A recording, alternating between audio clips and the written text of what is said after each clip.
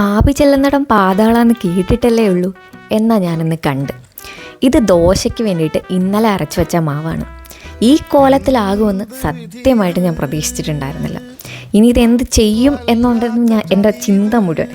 എന്തായാലും വന്നത് വന്നു. സാധാരണ എല്ലാ പ്രാവശ്യം സ്ലാബിൽ അരച്ച് വെക്കാറുള്ളതാണ്. ഇത്തവണ എന്ത് പറ്റിയെന്നറിയത്തില്ല, ഗ്യാസ് സ്റ്റൗവിന് മണ്ടയ്ക്കെടുത്ത് വെക്കാൻ തോന്നിയത്.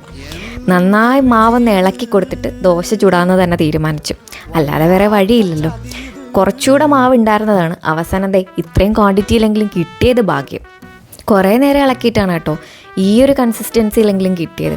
അങ്ങനെ ദോശ ചുട്ടു, കടലക്കറിയും കൂട്ടി നല്ലൊരു ബ്രേക്ക്ഫാസ്റ്റും കഴിഞ്ഞു. അത് കഴിഞ്ഞിട്ട് അടുത്ത പ്രോസസ്സ് ഉണ്ടല്ലോ, ക്ലീനിങ്. സത്യം പറഞ്ഞാൽ തലയ്ക്ക് പ്രാന്തെടുക്കുന്നുണ്ടായിരുന്നു. എന്നാലും മൊത്തത്തിൽ ക്ലീൻ ചെയ്യാതെ വേറെ വഴിയില്ലല്ലോ. കോളിൻ്റെ ഹെൽപ്പോട് കൂടി കുറേ അധികം നന്നായിട്ട് തന്നെ ഉരച്ച് കഴുകിയിട്ടൊക്കെയാണ് ക്ലീൻ ചെയ്തെടുത്തിട്ടുണ്ടായിരുന്നത്. ഫൈനൽ ലുക്ക് ഇങ്ങനെയായിരുന്നു. ഇപ്പോഴൊരു സമാധാനമായത്. ഇനി മനസ്സമാധാനത്തോടെ പോയെന്ന് കിടക്കട്ടെ.